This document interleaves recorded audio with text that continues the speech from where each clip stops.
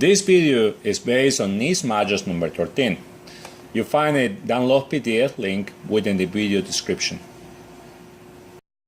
Within the electrical world, we like to have these logic devices that they take inputs from either switches, sensors, safety interlocks, or user inputs, and they make a decision whether if it's safe to run the equipment, and based on that, the machine, it makes a decision and it gives out commands.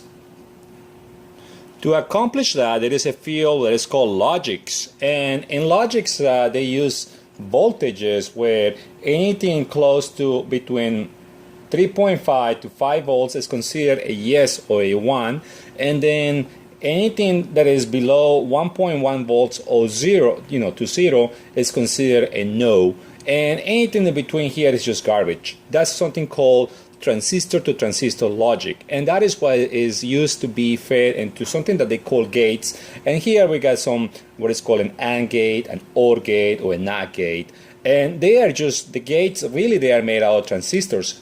And here, both transistors have to conduct for you to get a 1 over here, otherwise defaults to a 0. And actually, the circuit is summarized by this symbol over here.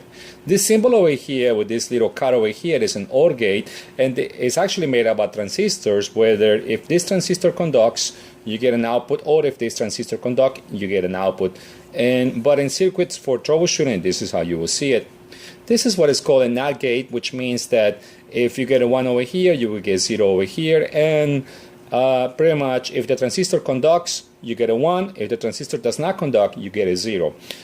And then when you take something like, for example, this one, and you put it to the output of this one, it becomes a NAND gate.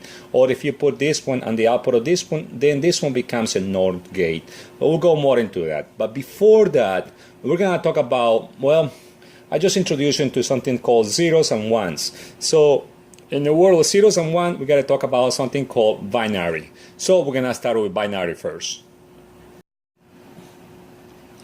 Binary, as it says over here, is a system where you only have basically 2 digits to express any numbers.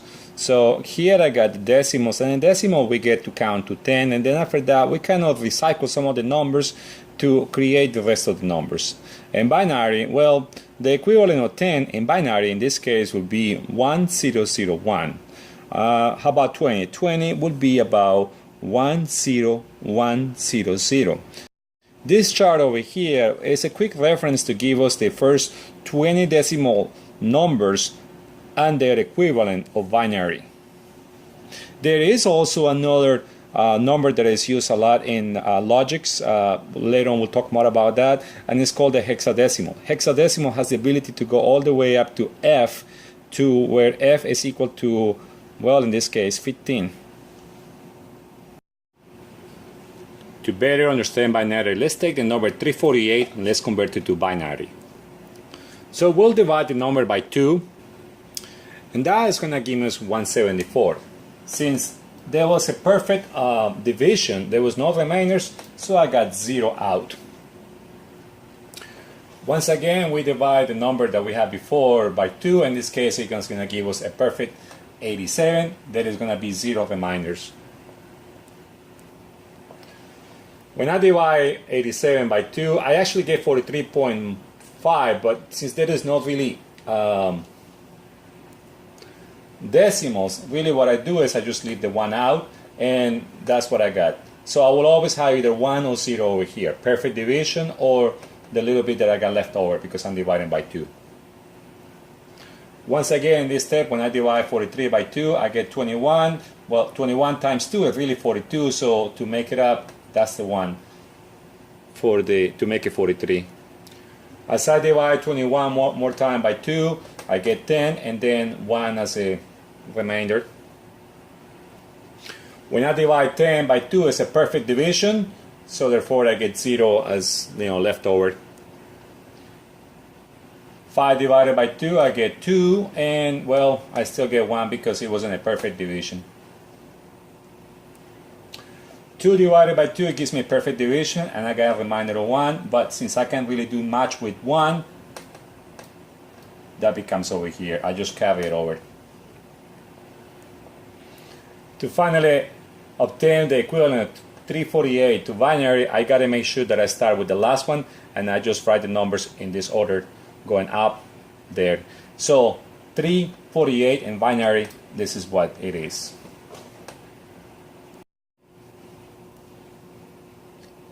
So here I got the same numbers that I had before. Now what I'm gonna do is I'm gonna go from binary to decimal. The first step is to enumerate them starting from 0, very important, and then just go 1, 2, 3, just like I did. In this case I got 9 digits, but since I started from 0, that's why I got 8 over here. Then for each one of the ones that is a 0, I went ahead and X them off, as you see over here. Followed by, I put these 2's over here on the bottom, and this is 2 to the second, 2 to the third, 2 to the sixth, 2 to the eighth, and I'm about to do those multiplications. So here I went ahead and took those 2's and I raised this one to the 2 power. This one over here, for example, 8. That means I put 8 2's over here, and I'm about to multiply them. So for example, 2 times 2 is 4 times 2, 8, and that's how I get this number. If I multiply these 4 2's, I get 16, and so on and so forth. Now, once I get these numbers over here, I just simply add them all together. And the addition of all of this is 348. I did change the symbols over here from black paint to orange paint, just to make it easier to see that it was an addition. Now I'm going to show you what happens if I would have made a mistake and I would have put something like a 1 over here instead of a 0. So under that mistake, well, then I would have, would have been position 0. To a elevator to the 0, that is equal to 1. Any number elevated to the 0 is equal to 1. So that 1, I can not do much with it, so I just drops down over here, and that will become part of the addition. So now the new answer will be 349. So whenever working with binary, you got to make sure that you copy everything the way it's supposed to be. Back in the day, there was no standardization on the logic, so there was this positive and negative logic. If you were using positive logic and an input came into the circuit card, if you got, like in this case, 5 volts going into the circuit card, it was considered as a truth that the premises were met. But if you got a 0, then it meant that the premises were not met. But if a manufacturer was using negative logic, then the opposite was true. If you got a 1 coming into the circuit card was told to act like, hey, the premises were not met. But if the circuit card got a 0 coming into from the previous circuit, then the answer was to treat it as a yes, whatever permissive prior to the circuit card, it was met. And that's pretty much what the negative and positive logics are. Negative logics were found to be confusing, so they're just being eliminated altogether in modern logic circuits. However, you might still get questions about what this is talking about. Now we're going to talk about these logic gates, the AND, the OR, the NOT, the NAND, and the NOR, with the truth tables and a little bit of Boolean algebra. I explained to you earlier that logic gates are made out of transistors. And here is a symbol for what is called an AND gate. This AND gate, well, to make things easier, we just simply give them assignments, and this is A, B, and the answer in this one is we're just going to call it F. Since I mentioned algebra, I'm going to say that this symbol, see the dot over there, the multiplying, A times B, so it's not really said A times B. A and B, because it's Boolean algebra, would be equal to F. And that's what this expression, this will be the mathematical expression of that. And if you do not understand how an AND gate works, pretty much it's like 2 open switches. If this switch is closed, the light will not come on until both switches are closed, and then the light will come on. That's why it has to be A and B for you to get the light on. So for this, for you to get a 1 out here, you're going to have both a 1, a high on A, and a high on B to get 1 over here. Remember, for now on, we're going to talk about only positive logics. That means that if I get a 0 over here, that's false. So 0 and a 1, well, the answer will be 0. And here I would like to show you the truth table concerning the AND gate. So for me to have both, if I get both one high over here and high over here, that means I get a 1 over here. And for any of the other values, I get 0 out there. Now let's continue with the OR gate. Here the author decided to use X and Y as the inputs. He could have also used A and B. And anyway, since this is an OR gate, that means if I get a 1 over here, well, it's an OR gate, so I will definitely get a 1 over here. No matter if that one was a 0, because it's an OR circuit. To better illustrate the OR circuit, I got this circuit here, so now I got this light will come on no matter if you have one of the two switches closed, but the catch is one of the two switches has to be closed. If none of the switches are closed, then you get, well, 0 out. Here is a truth table for the OR gate. So pretty much most of the answers are going to be 1, at exception when both switches are open. And the OR gate is expressed with a plus sign. So this is read, in this case, well, X plus, no, made a mistake. Let's try again. X or Y equals to F. That is how the Boolean expression is read for this gate. Now, this is the NOT, which they call it an inverter. And pretty much what it does is inverts. If you put a 1 over here, you get a 0 over here. If you put a 0 over here, you get a 1 over here. It just flips around the signal. Notice how it has that dot over there. That dot is actually the inverter. As you might have guessed it, the truth table for it is very simple. Now I want you to pay close attention to this P over here, and then this P over here has that little line on top of it. That is how in Boolean mathematics you said that it has been inverted.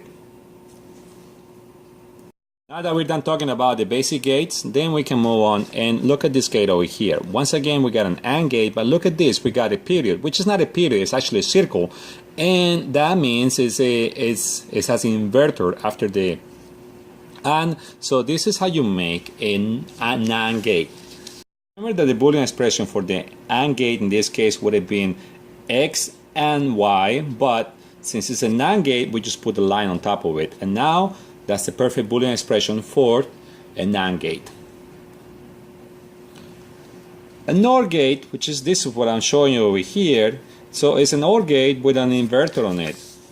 They did a great job over here showing this over here. And that one, remember that we used the plus sign, and that is read in this case K or L inverted, and that is the perfect expression for the Boolean equivalent of this circuit over here, which begins here and ends here. Now let's look at some real-world applications of gates.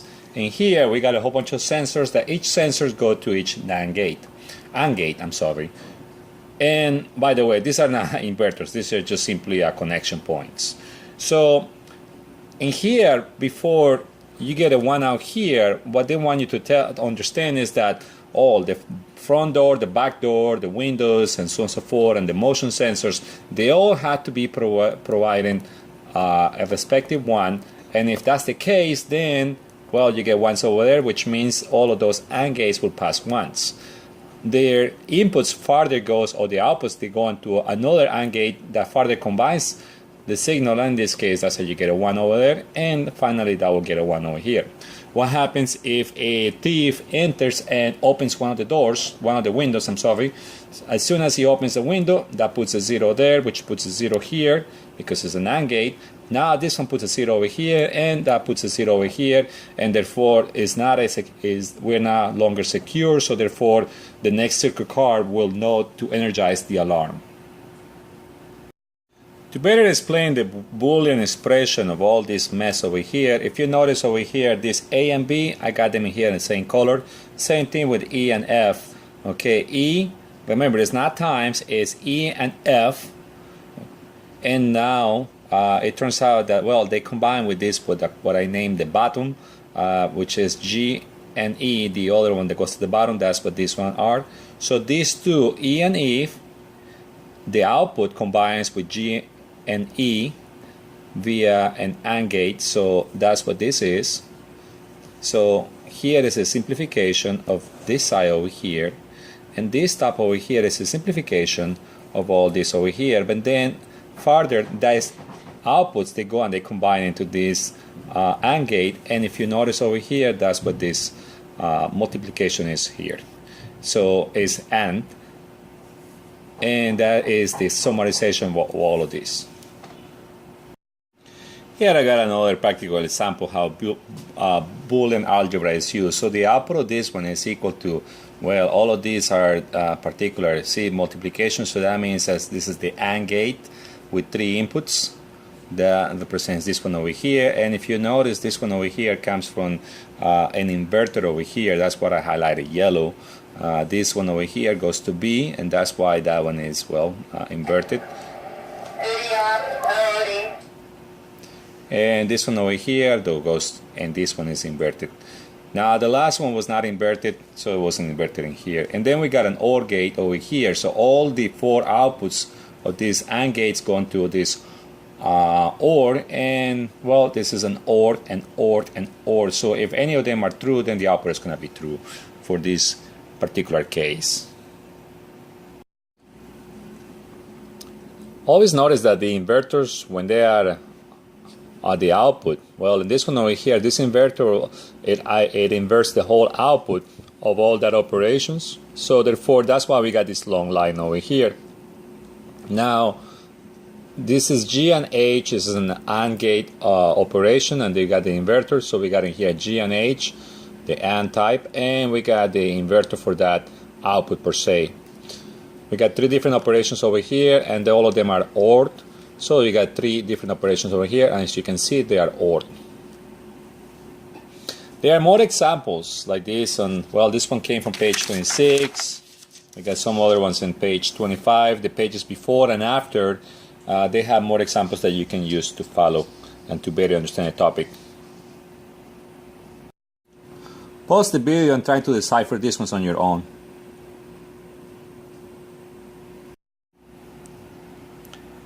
In addition to the gates that we just talked about, we have these exclusive gates. This one over here, this is an OR gate, and it's exclusive because if you have both either 0, 0 or 1 and 1, and this side you get 0 out according to this truth table. The only way for you to get a 1 out is for you to have a combination of both a 1 and a 0, no matter which order, for you to get it out. Now this over here, exclusive NOR, now it is the opposite of this one in the sense that if you have a combination of 1 and a 0, you wouldn't get anything out. The only way for you to get it out is to get either have 0, no inputs, or all of them inputs, just as you see in a truth table. Those exclusive gates, as you see them in here, they are very useful to create what they call either half adders or full adders. And what they do is they allow you to either add or subtract binary numbers. And this is very important because this is how mathematical operations get done within the logic systems. I just wanted to make you aware of the half adder and the full adder, but I'm not going to explain much into it. You can find more information on these modules, but for your career purposes, you won't really need it unless you're going to become an electrical engineer. Also, there are these logical operators that can be used to add, subtract, and do a few other operations, even count, and they are called the flip-flops. And the RS type is very popular. You might see it on your tests from time to time. The RS flip-flop, it has 2 outputs, and always one will be a 1 and the other one will be a 0, or vice versa. They always alternate. With the flip-flops, the deal is that if you get you always get a 0 over here, but when you put a 1, so when it goes from 0 to high, it sets. And sets in this case, what it means is that the Q will get a 1 and the not Q will get a 0. That is set. The only way for it to be reset is to get a 1 here, or to go from 0 to high, and then when that happens, they just flip. So the 0 goes to the top and this one goes to the bottom, and it will maintain that position. You can lose this 0 over here, you can lose that 1 over there and the 1 over here, so well, you have 0 and 0, but it doesn't matter, it will keep the last state, whether it be a set state or a reset state. As nonsense as this might look like, these flip-flops, they're obviously, you will find hundreds or thousands within certain chips, and this is how information gets stored within computers and different systems. So flip-flops are very important, and now you are aware that they exist. There are different kinds of flip-flops, and once again, you can read all of these in the NEET modules. But if you're gonna get acquainted with one, I recommend that you just get acquainted with the RS flip-flop. Here is a diagram, or a picture rather, of a regular IC, and that it has some of the gates, and they sell them with different configurations. Now, don't get too excited. This is actually still old technology. Due to the great advantage of technology, now in one little chip we can fit billions. I didn't say millions, I said billions of transistors, where we can fit so many millions of AND gates, OR gates, NOR gates, flip-flops, and you name it inside of that chip, to the point that now we can use computer code to modify whatever is inside and rearrange different gates as we please to make certain circuits. And that, since this is digital electronics, it leads to a topic called programmable logic controllers, which I will make a future video about that, at least from the troubleshooting point of view, not programming so much. And then there is something called microcontrollers, and on those the famous ones are PIC, AVR, Texas, and the new kid on the block, which is the STM series of microcontrollers. Here is an example of a very powerful and very cheap microcontroller that is out there in the market today. It's called the STM32F103, and this one, well, it's supposed to be programmed in C. It can be attached to a computer, and it has a lot of functionality that is definitely based on the very simple logics that we just talked about, but this is obviously very, very sophisticated and very advanced. Where does this leave you? Well, this is my last video of introduction to electricity, and that's what I'm going to be focusing on, in the electrical part, on the big stuff, on troubleshooting big equipment. This microcontroller technology is a parallel technology that is around, and if you want to be a competent technician in the future, whether it be in the fleet or outside the fleet, getting familiar with microcontrollers, it is a must. And that's why I mentioned them here, so that you become aware that there is a technology called microcontrollers and a technology called PLCs. As far as PLCs, like I said before, I will make a very simple tutorial later on that it teaches how to troubleshoot, not program PLCs.